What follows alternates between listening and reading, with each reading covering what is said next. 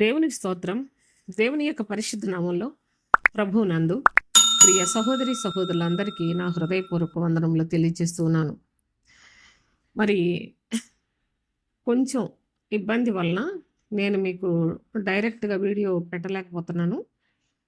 త్వరలో తప్పకుండా దేవుని యొక్క చిత్తం అయితే మనం మామూలుగా వీడియోలు చేసుకోవటానికి తండ్రి కృపను అనుగ్రహిస్తాడని నమ్ముతూ ఉన్నాను.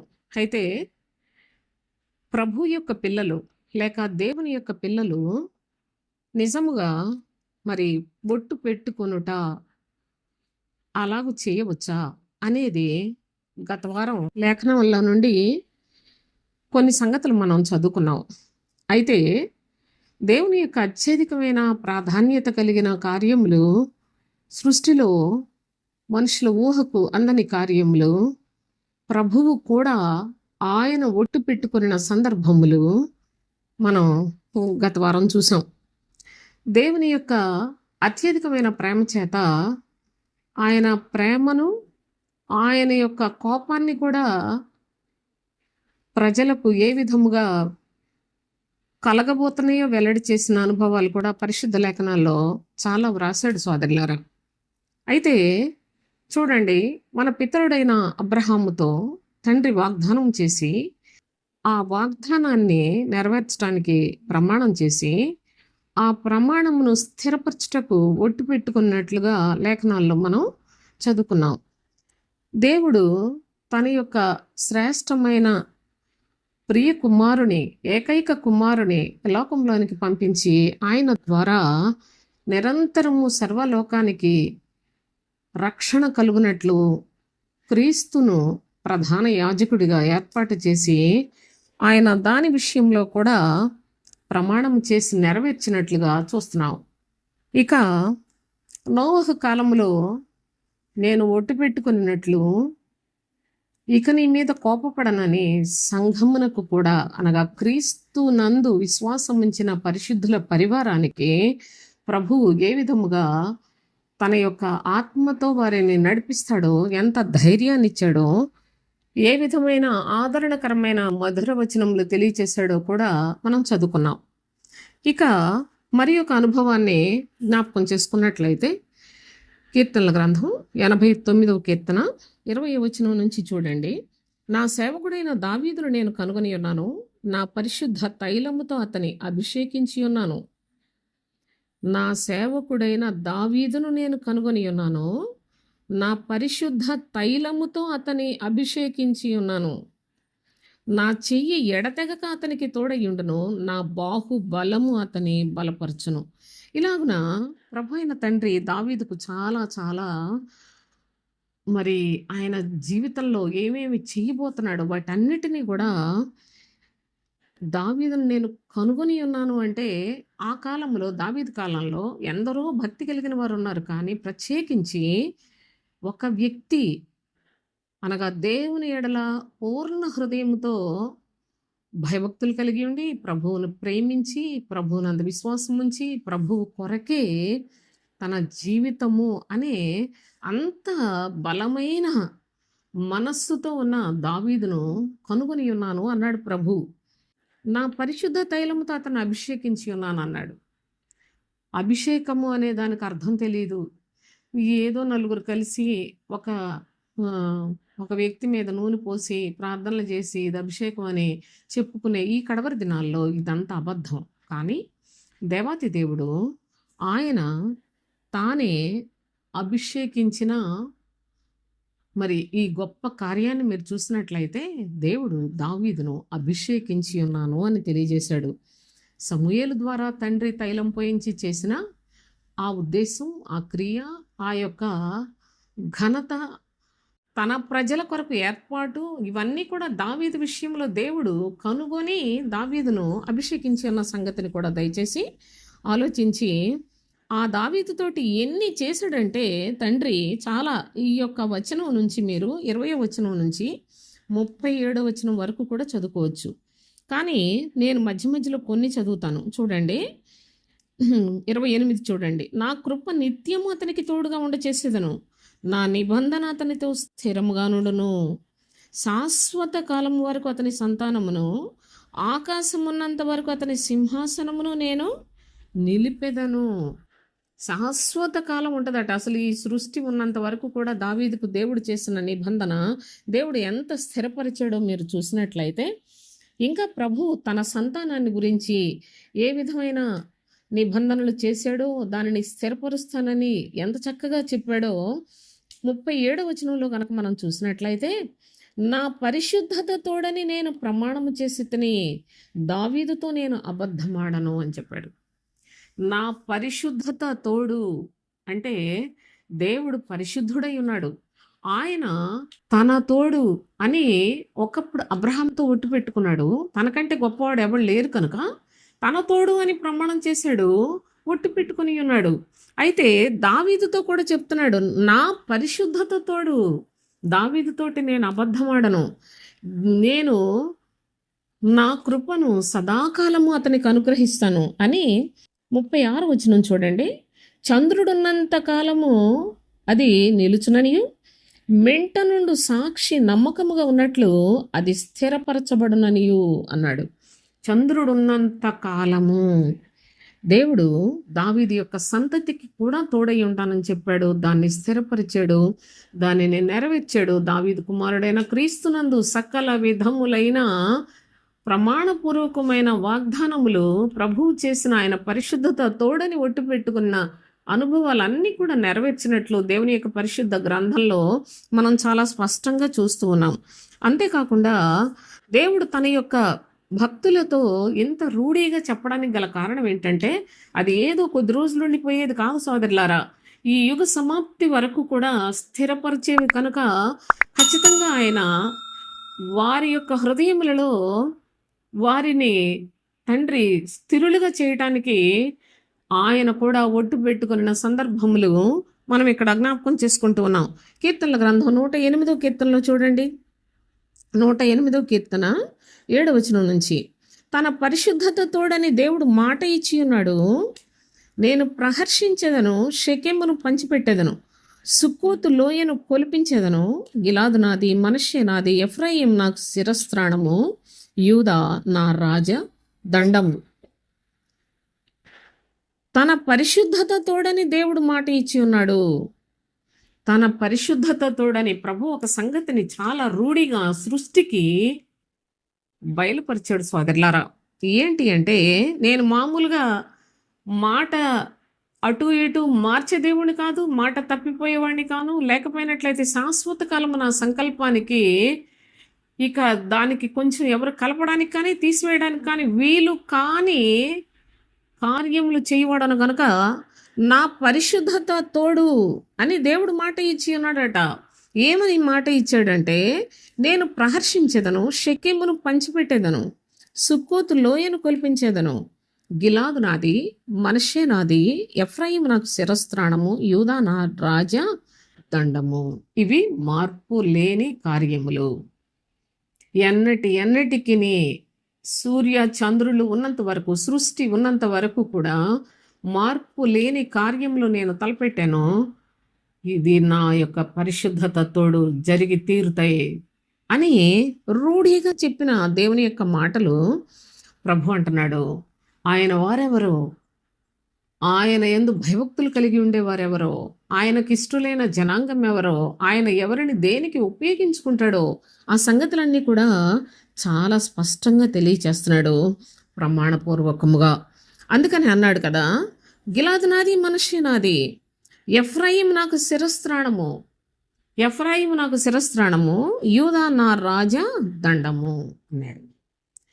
ఎఫ్రాయిమును, యూదాను, మనష్షేని, గిలాదును ఏ విధముగా నేను నా కొరకు సృజించుకుంటానో, నా నిమిత్తము ఉపయోగించుకుంటానో, నా నిమిత్తము ఘనపరుచుకుంటానో, ఈ ప్రజల ఎడల నా కార్యములు తేట తెల్లంగా తెలియచేస్తున్నాను. ఇది నా పరిశుద్ధత తోడు అనే ప్రమాణపూర్వకముగా తెలియచేసి తర్వాత అన్నాడు కదా, మోయాబు నేను కాళ్ళు కడుక్కొని పళ్ళెము, ఏదో మీదికి నా చెప్పు విసిరివేయుదును, ఫిలిష్తీయుని బట్టి జయోత్సవం చేసి ఉన్నాను అని మోయాబీయులు వాళ్ళు కాళ్ళు కడుక్కొని పళ్ళెంగా వాడతాను, ఏదో మీల మీదకి నా చెప్పు విసిరివేయదును. ఇంకెన్నటెన్నటికి వారి యొక్క బ్రతుకు తృణీకరించబడినదే అని ఏదో మనకు ఏసావు మనకు తెలుసు. అందుకనే నేను ఇంకా డీప్గా వెళ్ళటలేదు సోదరులారా. దయచేసి కాస్త మీరు అర్థం చేసుకోగలరని నమ్మి ముందుకు వెళతా. అయితే ఈ విధంగా దేవుడు సృష్టిలో జనములను విభాగించి ఎవరెవరిని దేనికి దేనికి వాడతానో మొత్తం తేటగా చెప్పాడు. మీరు అంగీకరించినా అంగీకరించకపోయినా, లోకం దూషించినా ద్వేషించినా జరిగి తీరేది ఇవే. వీటికి మార్పు లేని కార్యములుగా ప్రభు ప్రమాణపూర్వకముగా తెలియచేసిన ఈ యొక్క సంగతి చాలా చాలా విలువైన అంశములతో కూడింది. ఇంకెన్నటికీ ఇవి మారవు సోదరులారా అని మీరు విశ్వసించగలిగినట్లయితే మీరు కూడా యూదా గోత్రపు సింహమై క్రీస్తుగా సమస్త జనములను ఇనుపుదండముతో ఏలే న్యాయాధిపతి అయిన దేవాతి దేవుడైన మన ప్రభు అయిన క్రీస్తు యేసునందు విశ్వాసం ఉంచినట్లయితే యూదా గోత్రికులుగా ప్రభు యొక్క చేతిలో వాడుకునే ఆయుధములుగా ప్రభు చెప్పినట్లు యూదా నా యొక్క రాజదండము అని తెలియచేస్తున్నాడు. గమనించండి, అంత ఘనులుగా ఉంటారు. లేదు కొంత భక్తిలో అటు ఇటు ఊగుతున్నారేమో. ఒకవేళ అలాంటి పరిస్థితులు అయినట్లయితే మీరు నష్టపోతారు. ఒకవేళ దేవుని ఎడల ఆసక్తి కలిగి ఉన్నట్లయితే ప్రభు అంటున్నాడు, ఎఫ్రాయిమీలారా మీరు నాకు శిరస్త్రాణము అని చెప్పాడు. నా మనుషులుగా ఉంటారా, నాకు శిరస్త్రాణంగా ఉంటారా, నా రాజదండంగా ఉంటారా, మీరే ఎన్నుకు చేసుకోండి. అంటే భక్తిలో 30 60 100 ఆ యొక్క అంచెలంచెలుగా విశ్వాసంలో వృద్ధి పొందే పరిస్థితిలోనికి వెళ్ళినట్లయితే యూదా గోత్రానికి ఫైనల్గా దేవుడు సర్వ సృష్టిలో కూడా అత్యధికమైన ఆధిక్యతను కలుగు చేసి క్రీస్తు వారిగా మనల్ని బ్రతకడానికి అనుమతినిస్తాడు. ఇది ఒక శ్రేష్టమైన అనుభవం. ఇక మోయాబీలు చూసినట్లయితే నేను కాళ్ళు కడుక్కొని పళ్ళం, ఇక అది ఎప్పుడు అలాగ వాడతానంతే. ఇక ఏదో చూసినట్లయితే ఏసావు మీదికి నా చెప్పు విసిరివేయుదును అన్నాడు. అంటే తృణీకరించబడిన వ్యక్తిగానే ఉండిపోతాడు. మీరు ఏ కోవకు చెందిన వాళ్ళ అని పరీక్ష చేసుకోవటానికి తగినట్లుగా మాట్లాడుతూ ప్రభు అయిన తండ్రి తెలియచేస్తున్నాడు.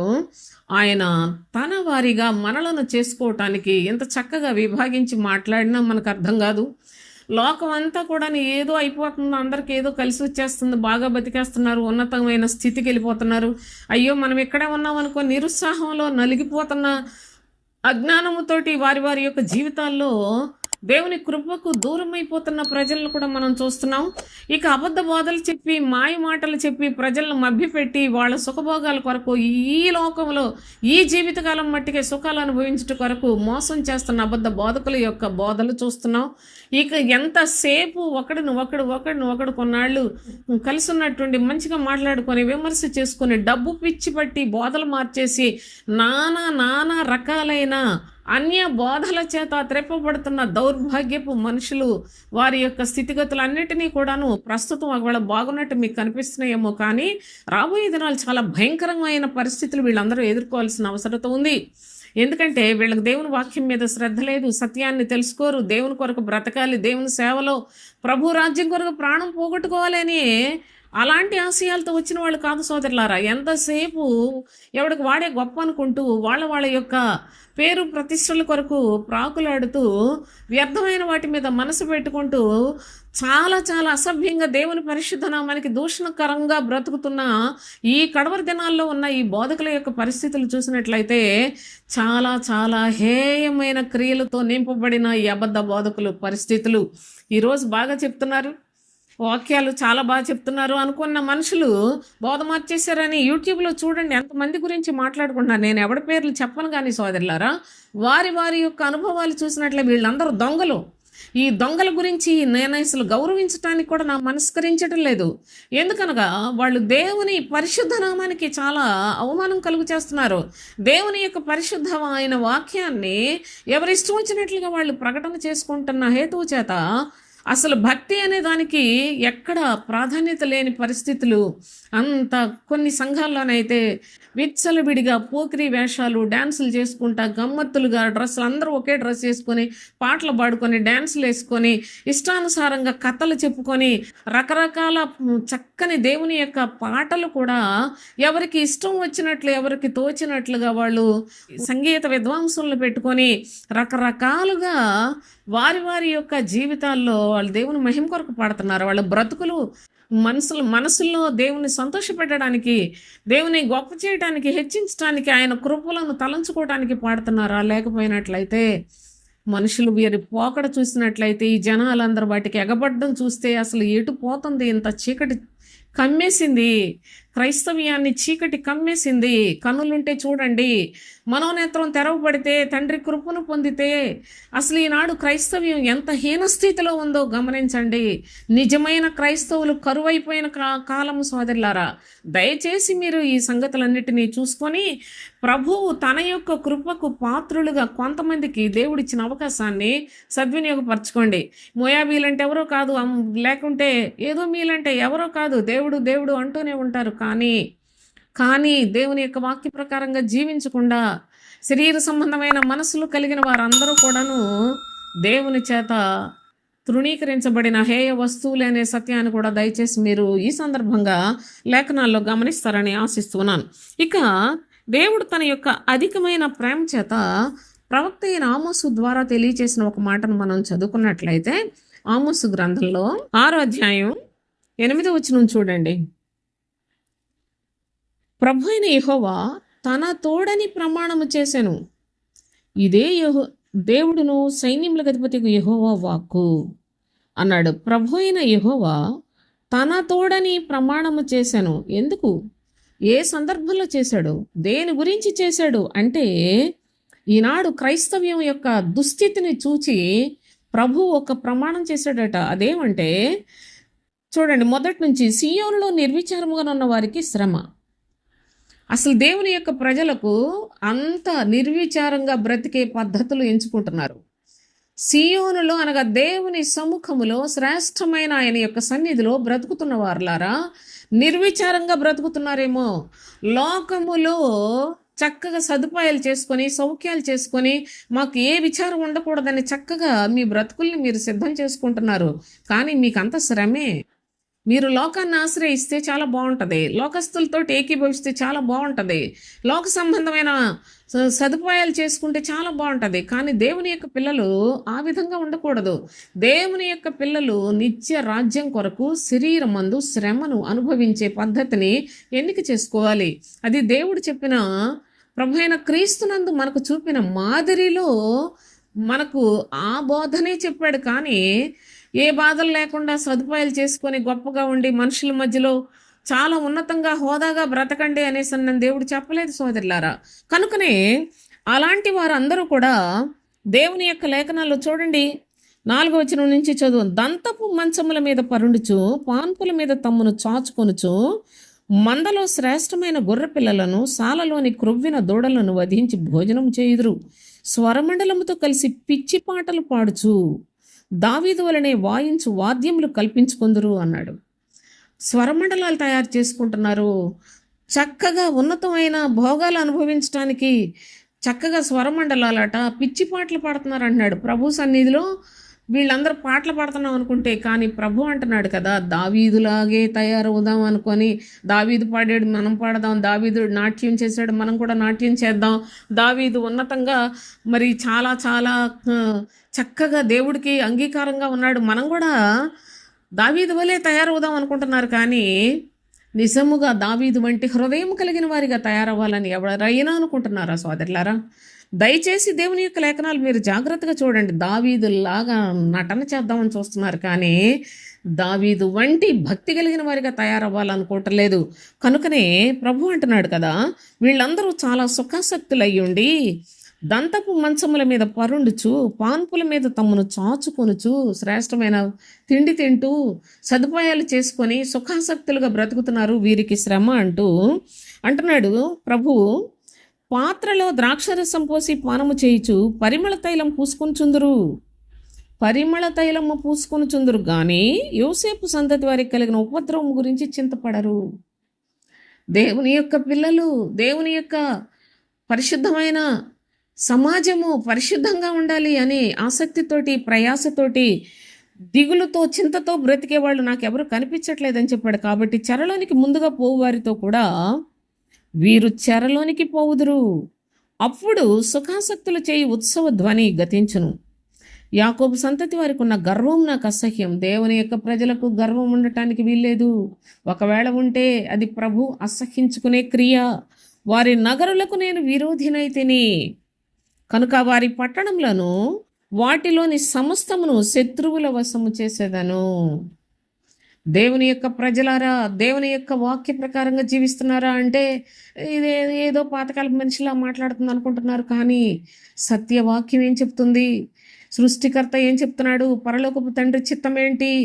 నేను నడుచుకునవలసిన విధానం ఏంటి? నా బ్రతుకు ఈ లోకంలో ఎంతవరకు ఉంటుంది? నేను చనిపోతే నా యొక్క గమ్యం ఏంటి అని ఆలోచన చేసుకొని మనస్సు నిలిపి భయభక్తులు కలిగిన వారికి, బహు జాగరూకులై జీవించి దేవుని కొరకే జీవించే వారి విషయంలో తండ్రి చాలా దయాళుడై ఉన్నాడు. లేని ఎడల దేవుని ప్రజలను చెప్పుకుంటున్న వారికి గర్వం ఉంటే దేవుడు అంటున్నాడు నాకు అసహ్యం. యాకోబు సంతతి వారికి గర్వం ఉండటానికి వీల్లేదు. సుఖాలు అనుభవించడానికి వీల్లేదు. సౌఖ్యంగా బ్రతకడానికి వీల్లేదు. దావీదులాగా నటన చేసుకునే భక్తి నాకు అక్కర్లేదు. దావీదు వంటి వారి కావాలని కోరుకుంటున్నాను. కానీ దావీదు వలే మనం బాగా సంగీతాలు, నాట్యాలు చేద్దాం అనుకుంటున్నారు ఈ రోజుల్లో చాలామంది. ఒక్కడికైనా దేవుని ఎడల భయభక్తులు ఉన్నాయా? ఈలాగున ఈనాడు ఈ నటనలు, ఈ నాట్యాలు, ఈ సంగీతాలు పాడుకునే వాళ్ళకి ఒకసారి ఆలోచించండి. అంతేకాకుండా ఇలాంటి దేవుని యొక్క ప్రజలయ్యుండి లోక సంబంధులుగా, శరీర సంబంధులుగా బ్రతికే వాళ్ళందరి విషయంలో, సాతాను సంతోషపెట్టే వారి విషయంలో ప్రభు ఆయన ఒక ప్రమాణం చేస్తున్నాడు. ఏమనంటే, ప్రభు అయిన యెహోవా తన తోడని ప్రమాణం చేశాను. ఇదే యెహోవా వాక్కు. సైన్యములకు అధిపతియగు యెహోవా ఆయన చెప్తున్నాడు, వీళ్ళందరినీ శత్రువులకు అప్పగించేస్తాను అన్నాడు. శత్రువట, అపవాదికి అప్పగిస్తాడట. దేవునికి సాతానుకు ఎంత విరోధం ఉందో, దేవుని యొక్క ప్రజలని చెప్పుకొని అక్రమముగా బ్రతికే వాళ్ళకి అంత విరోధం ఉంది. జాగ్రత్త. దేవుడు వద్దు అని చెప్పిన దాన్ని కోరుకునేవాడి విషయంలో దేవుడు ఆయన అంటున్నాడు కదా, నేను నిన్ను శత్రువుకు అప్పగించేస్తాను. మీరు ఎంత నటన చేసినప్పటికీ కూడా మీ జీవితాల్లో నిశ్చయముగా మీకు శ్రమయే మిగులుతుంది కానీ క్షేమం అంటూ ఉండదు అనే విషయాన్ని తండ్రి అయిన దేవుడు చాలా స్పష్టంగా ఈ సందర్భంగా ప్రవక్త అయిన ఆమోసు ద్వారా తెలియచేసిన చక్కని అనుభవాలు మనం జ్ఞాపకం చేసుకుంటూ ఉన్నాం. ఇర్మియా గ్రంథంలో ప్రవక్త అయిన ఇర్మియా ద్వారా తండ్రి అయిన దేవుడు తెలియచేయుచున్న ఈ యొక్క మాటను చదువుకున్నట్లయితే 22వ అధ్యాయం, ఇర్మియా గ్రంథం 22వ అధ్యాయం మొదటి నుండి చూడండి. యెహోవా ఇలాగ సెలవిచ్చుచున్నాడు, నీవు యూదారాజు నగరు దిగిపోయి అక్కడ ఈ మాట ప్రకటింపుము. దావీదు సింహాసనం మీద కూర్చుండు యూదారాజా, నీవును ఈ గుమ్మముల ద్వారా ప్రవేశించు నీ ఉద్యోగస్తులందరూ, నీ జనులందరూ యెహోవా మాట వినుడని ప్రకటింపుము. యెహోవా ఇలాగ ఆజ్ఞ ఇచ్చుచున్నాడు, మీరు నీతి న్యాయములు అనుసరించి నడుచుకొనుడి. దోచుకొనబడిన వానిని బాధపెట్టు వాని చేతిలో నుండి విడిపించుడి. పరదేశులనైను, తండ్రి లేని వారినైను, విధవరాండ్రనైను బాధింపకుడి. వారికి ఉపద్రవము కలుగు చేయకుడి. ఈ స్థలంలో నిరపరాధుల రక్తము చిందింపకుడి. మీరు నిశ్చయముగా ఇలాగ చేసిన ఎడల దావీదు సింహాసనం మీద కూర్చుండు రాజులు రథములను, గుర్రములను ఎక్కి తిరుగుచు ఉద్యోగస్తుల సమేతముగాను, జనుల సమేతముగాను ఈ నగరుల ద్వారముల గుండా ప్రవేశింతురు. మీరు ఈ మాటలు వినని ఎడల ఈ నగరు పాడైపోవును. నా తోడని ప్రమాణం చేయుచున్నాను. ఇదే యెహోవా వాక్కు. దేవుని యొక్క ప్రజలకే ఈ ఆంక్షలు, దేవుని యొక్క ప్రజలకు ఆజ్ఞలు, కట్టడలు, నియమములు దయచేసాడు సోదరులారా. ఎందుకనగా తన పిల్లలు జ్ఞానవంతులు కావాలి, తన పిల్లలు బలవంతులై ఉండాలి, తన పిల్లలు పరిశుద్ధులై ఉండాలి, తన పిల్లలు సర్వలోకంలో ఎక్కడైనా సరే వాళ్లే అత్యధికమైన ఆధిక్యత కలిగి ఉండాలి, వారు నీతి న్యాయములను అనుసరించాలి, నా యొక్క ఆజ్ఞలు, కట్టడలు పాటించి గొప్పవారిగా ఉండాలని తండ్రి తన యొక్క పిల్లల విషయంలో బహు శ్రద్ధ తీసుకున్నాడు. కానీ ప్రజలు ఆ విధంగా నా మాట మీరు వినకపోయినట్లయితే ఎంత స్పష్టంగా చెప్పాడో దేవుడు చూడండి. నా మాట మీరు వినకపోయినట్లయితే మీ బ్రతుకులలో తీవ్రంగా నష్టపోతారు అని తెలియచేస్తున్నాడు. కనుక దేవుని యొక్క సన్నిధిలో ఎవరు రాజు ఇంటి వారా లేకుంటే ఉద్యోగస్తుల జనుల అంటే సర్వము మీరు నా మాట వింటే అందరూ క్షేమంగా ఉంటారు. మీరు నా మాట వినకపోయినట్లయితే మీరు అందరూ కూడా మీ నగరుతో సహా పాడైపోతారు అని నేను ప్రమాణం చేస్తున్నాను అన్నాడు.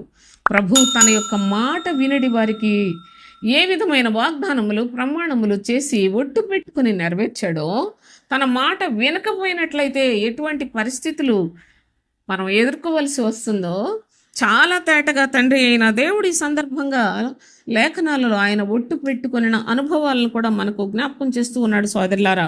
కనుక దేవుని యొక్క చిత్తానుసారంగా జీవిస్తున్నామని చెప్పుకొని మనకు అనుకూలంగా మన బ్రతుకులను మనం తయారు చేసుకునేది కాదు. మనకు అనుకూలంగా చేసుకుంటే అది సాతాను సంబంధమైన క్రియ. దేవునికి అనుకూలంగా చేసుకున్నట్లయితే అది ప్రభు యొక్క చిత్తానుసారముగా ఆయన యొక్క దయ, ఆయన కరుణకు పాత్రులుగా మనం బ్రతుకుతున్నాం. కనుక అట్టి వారి విషయంలో తండ్రి వారికి తోడై ఉంటాడు సదాకాలం అనే విషయాన్ని కూడా దేవుడు మనకు ఈ సందర్భంగా తెలియజేస్తూ ఉన్నాడు. అయితే మీరు ఇదే అధ్యాయంలో 24వ వచనం చూడండి.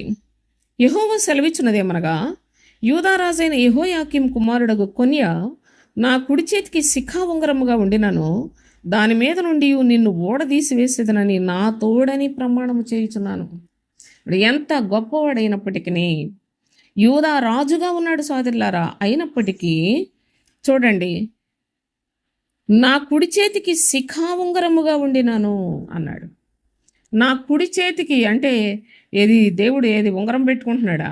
ఎందుకు ఈ మాట చెప్పాడంటే అది ముద్రించబడిన గోత్రం, ఆశీర్వదించబడిన గోత్రం, హెచ్చింపబడిన గోత్రం. ఆ యొక్క గోత్రంలో యూదులకు రాజుగా ఉన్న అత్యధికమైన ఉన్నత స్థాయిలో ఉన్న వ్యక్తి అయినప్పటికీ నీవు నా మాట వినకపోయినట్లయితే నిన్ను ఓడదీసి పారేస్తానని నా తోడని ప్రమాణము చేయుచున్నాను అని ప్రభు అయిన తండ్రి అంటూ ఇంకా ఏం చెప్పాడో చూడండి. నీ ప్రాణమును ఎవరు తీయచూచుచున్నారో, నీవెవరికి భయపడుచున్నావో వారి చేతికి, అనగా బబులోను రాజు అయిన నెబుకద్నెజరు చేతికి, కల్దీయుల చేతికి నేను నిన్ను అప్పగించుచున్నాను అన్నాడు. దేవుని మాట వినుట ఎంత లాభమో, దేవుని మాట వినకపోవుట ఎంత శాపమో మీరు గమనించండి. ప్రభువే తన వారి ఎడల ఏ విధమైన మనస్సును కలిగి ఉన్నాడో, తన మాట నిర్లక్ష్య పెట్టు వారి ఎడల ఎలాంటి మనసును కలిగి ఉన్నాడో కూడా మీరు ఇక్కడ స్పష్టంగా చూడొచ్చు. నిన్ను కనిన నీ తల్లిని నీ జన్మభూమి కాని పరదేశంలోనికి విసిరివేసేదను, మీరు అక్కడనే చచ్చెదరు. ఎంత కఠినమైన మాటలు వ్రాయించాడో ప్రవక్త ద్వారా తండ్రి అయిన దేవుడు. దయచేసి ఈ సందర్భంగా మీరు లేఖనాల్లో గమనించాలని నేను కోరుకుంటూ ఉన్నాను సోదరులారా. మరి యొక్క వచనాన్ని మనం ఈ సందర్భంగా చదువుకుందాం. ఇర్మియా గ్రంథంలో 44వ అధ్యాయం, ఇర్మియా గ్రంథం 44వ అధ్యాయం మొదటి వచనం చూడండి. యూదుల్లోని తహపనీసులో కానీ, నోపులో కానీ, పత్రోసులో కానీ ఐగుప్తు దేశ వాసము చేయుచున్న యూదులందరినీ గూర్చి ఇజ్రాయేల్ దేవుడు సైన్యములకు అధిపతి యెహోవా వాక్కు ఇర్మియాకు ప్రత్యక్షమై ఇలాగ సెలవిచ్చాను. అసలు ఎంత కఠినమైన పరిస్థితులు అంటే ఇవి.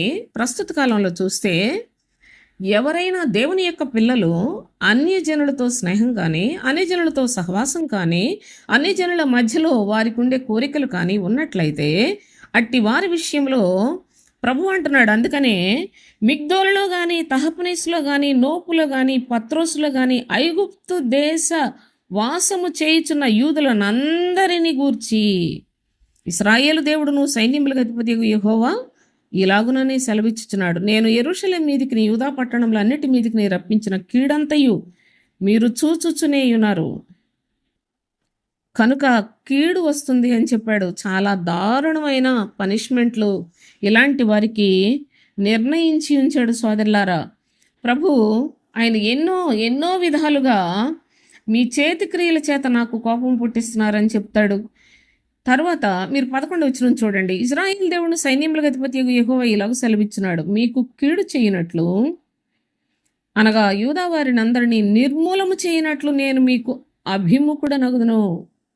ఐగుప్తు దేశంలో కాపురముందుమని అచ్చటికి వెళ్ళ నిశ్చయించుకొను యూదా శేషులను నేను తోడుకొని పోవుదును. వారందరూ ఐగుప్తు దేశంలోనే నశించెదరు. అల్పులేమి ఘనులేమి వారందరూ కూలుదురు. ఖడ్గం చేతనైన క్షామం చేతనైన నశింతురు. ఖడ్గం చేతనైన క్షామం చేతనైన వారు చత్తురు. శాపాస్పదమును భీతి పుట్టించువారుగాను దూషణ పాలుగాను తిరస్కారము నొందిన వారుగాను ఉందురు. ఎన్ని భయంకరమైన శిక్షలు దేవుని మాట వినకపోతే ఉన్నాయో. ఇదేం భయపెట్టట్లేదు సోదరులారా, లేకపోతే బెదిరించే మాటలు కావు, ఇవి సత్యమైన మాటలు, ఇవి నిజమైన మాటలు. ఎందుకనగా దేవుని యందు భయభక్తులు కలిగి ఉండుట ఎంత క్షేమకరమైందో, దేవుని యొక్క మాటను నిర్లక్ష్య పెట్టుట ఎంత శాపకరమైందో ప్రభు చాలా తేటగా తన ప్రజలైన వారికి చెప్తున్నాడు. లోకానికి చెప్పలా, కేవలము దేవుని యొక్క ప్రజలకు మాత్రమే ఈ సంగతులన్నీ తెలియచేస్తున్నాడు. దేవుని యొక్క ప్రజలు దేవుని యొక్క ఆజ్ఞలకు లోబడి ఆయన కట్టడలను అనుసరించి జీవించవలను కదా. కానీ దేవుడు పేరు చెప్పుకుంటారు, దేవుని నామంలోనే బ్రతుకుతున్నాం అంటారు, దేవుని నమ్ముకున్నాం అంటారు, కానీ లోకముతో లోకాచారాలు పాటిస్తారు, లోక సంబంధమైన నీచ కార్యాల్లో పాలివారై ఉంటారు, లోక సంబంధుల వలె గొప్పల కోసం జీవపు డంబము కోసము ప్రయాసపడుతూ ఉంటారు. ఇలాంటి క్రైస్తవ జీవితం చాలా చాలా శాపగ్రస్తమైంది, చివరికి కూలిపోతుందని చెప్తున్నాడు సోదరులారా. వాళ్ళందరూ శాపాస్పదముగా మారిపోతారు, దూషణకు ఆస్పదమైపోతారు. వాళ్ళందరినీ శత్రువుకు అప్పగించేస్తాను, కరువు చేత ఖడ్గం చేత క్షామం చేత చస్తారు అనేసినని ఎంత కఠినమైన మాటలు చెప్పాడో చూడండి. ఈ మాటలన్నిటినీ మరుగు చేసి సరదాగా దేవుడు దీవిస్తాడు ఆశీర్వదిస్తాడని దొంగ మాటలు దొంగ ప్రార్థనలు చేసుకొని ఎంతకాలం ప్రభు యొక్క పరిశుద్ధాత్మను దుఃఖపెడతారు? ఎంతకాలం ఈ దొంగ బోధకుల్ని ప్రభు చూస్తూ ఉంటాడు అనుకుంటున్నారు? అందరికీ కూడా శీఘ్రముగా ఆయన తన యొక్క ఉగ్రతను కుమ్మరించడానికి సిద్ధంగా ఉన్నాడనే సత్యాన్ని కూడా ప్రవక్తల ద్వారా పలుసార్లు ప్రభు తన యొక్క పరిశుద్ధమైన లేఖనాల్లో నుండి తెలియచేస్తూ వస్తూ ఉన్నాడు సోదరులారా. కనుక దేవుని యొక్క చిత్తానుసారముగా ఇలాంటి ప్రజలు, వీళ్ళందరి గురించి కూడా ప్రభు అయిన తండ్రి ఆయన మాట్లాడుతూ ఉన్నాడు. నేను ఎన్నో విధాలుగా హెచ్చరిస్తున్నాను, గద్దిస్తున్నాను, నా ప్రవక్తల ద్వారా మాట్లాడుతున్నాను, అయినప్పటికీ ఏమాత్రము కూడా నీ భయం లేకుండా లోకంతో కలిసిపోయి క్రైస్తవులని చెప్పుకుంటున్న వారులారా ప్రభు అంటున్నాడు. ఒక మాట చదువుతాను చూడండి, ఇర్మియా గ్రంథం 44:26 వచనం. కాబట్టి ఐగుప్తులో నివసించే సమస్తమైన యూదులారా, ఐగుప్తుతోటి మీకేం పని? అనగా లోకంతో మీకేం పని? దేవుని యొక్క సన్నిధిలో, దేవుని యొక్క సమాజంలో పరిశుద్ధతను కలిగి భయభక్తులు కలిగి జీవించాలి కదా. కానీ ఐగుప్తులో నివసించు సమస్తమైన యూదులారా, యెహోవా మాట వినుడి. యెహోవా సెలవిచ్చినదేమనగా, ప్రభు అయిన యెహోవాను నేను నా జీవముతోడు ప్రమాణము చేయిచు, ఐగుప్తులో నివసించు యూదులలో ఎవరును ఇక మీదట నా నామము నోట పలుకరని నా ఘనమైన నామము తోడు నేను ప్రమాణము చేయుచున్నాను అన్నాడు. నా ఘనమైన నామముతోడు ఎవరైనా ప్రభువునందు జీవిస్తున్నామని లోకస్తులాగా బ్రతికినట్లయితే అట్టివారు ఎన్నటికీ క్రీస్తును చూడలేరు, క్రీస్తు దగ్గరకు రాలేరు, క్రీస్తు చిత్తాన్ని నెరవేర్చలేరు. చివరికి వాళ్ళందరూ కూడా దేవుని నుండి బొత్తిగా వెళ్ళగొట్టబడే రోజులు చూస్తారు అని తండ్రి అయిన దేవుడు చాలా తేటగా తెలియచేస్తున్నాడు. కనుక దేవుని యొక్క మహాకృప చేత మనం ఏదో క్రైస్తవులవి, భక్తులవి, విశ్వాసులు చర్చికి వెళ్తాం, మా పాస్టర్ గారు అంతా ఈ సోది దేవుని దగ్గర పనిచేయదు. అసలు దేవుని సన్నిధిలో వాక్య ప్రకారంగా జీవించే పాస్టర్లే కొదువైపోయారు, అరుదు. అసలు ఎక్కడన్నా కనిపిస్తున్నారో లేదో కూడా మరి చాలా సందేహమే. అంత భయంకరమైన ఈ కడవరి దినాల్లో క్షణానికి ఒక విధంగా, దినానికి ఒక విధంగా, మనిషికి ఒక విధంగా మాటలు మార్చుకొని వాక్యాలు చెప్పి ప్రార్థనలు చేస్తున్న ఈ యొక్క అబద్ధాలతో నిండిన ఈ బోధకులు, వీరి యొక్క పరిస్థితులు అన్నీ కూడా చాలా చాలా మోసకరమైనవి. ఒకవేళ నేను అక్రమంగా మాట్లాడితే దీని పనిష్మెంట్ కూడా నేను తీసుకుంటాను. అయితే దేవుని యొక్క సన్నిధిలో సత్యాన్ని చెప్పినట్లయితే నా తండ్రి కృప నిత్యము ఆయన ఈ లోకంలో నా తుది ఊపిరి వరకు కూడా నాకు తోడై ఉంటాడు. కనుక నేను నా యొక్క ఆత్మకు క్షేమాన్ని చేసుకుంటున్నానా, నష్టాన్ని చేసుకుంటున్నానా అనేది నా తండ్రి చూస్తున్నాడు. కానీ ఒకటి మాత్రం నిజం, మీరు మీ జీవితంలో ఏది నిజమా, ఏది ప్రభు యొక్క చిత్తమా తెలుసుకోపోయినట్లయితే తీవ్రంగా నష్టపోతారు.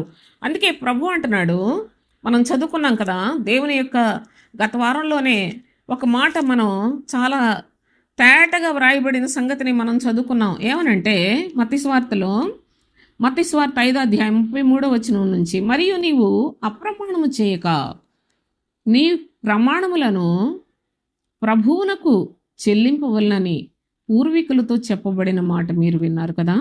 నేను మీతో చెప్పున్నదేమనగా, ఎంత మాత్రము ఒట్టు పెట్టుకొనవద్దు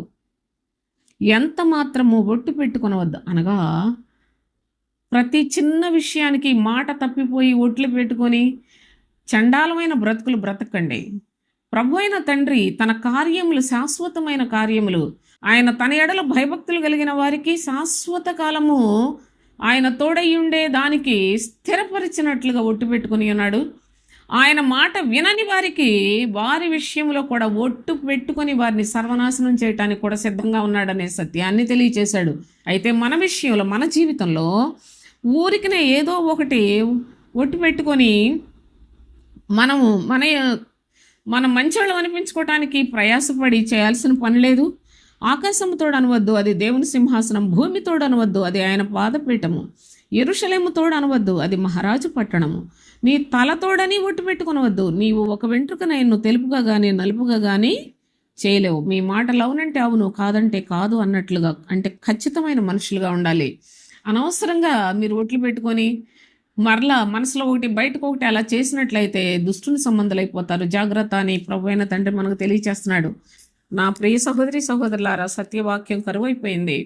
దేవుని యొక్క చిత్తం ప్రజలకు తెలియచేసేవారు లేకపోయారు. ఎటు చూసినప్పటికీ అంత స్వార్థం, మోసం, అన్యాయం, అక్రమమే. ఎక్కడ చూసినా నిజంగా భయంకరమైన దేవునికి వ్యతిరేకమైన కార్యకలాపాలు జరుగుతున్న ఈ యొక్క దినాల్లో దేవుని యొక్క చిత్తాన్ని తెలుసుకునండి. ప్రభువుకి ఇష్టానుసారులుగా జీవించడానికి ఒక నిర్ణయం తీసుకునండి. ఆయన మాట విని ఆశీర్వాదం పొందిన ఆ యొక్క వాగ్దాన సంబంధులైన మన పితరులు అబ్రహాం, ఇసాకు, యాకోబులు, దావీదులు, వారికి దేవుడు చేసిన ప్రమాణాలు, వాటిలో మనము కూడా సమకూర్చబడినట్లుగా బ్రతుకుదాం. దేవుని మాటలను విడిచిపెట్టి లోకస్తులతో ఏకీభవించి లోకంతో కలిసిపోయి అలాంటి వారికి కూడా రాబోయే శిక్షలను గురించి ప్రభువు నా పరిశుద్ధతతోడని ఒట్టు పెట్టుకొని ఉన్నాడు.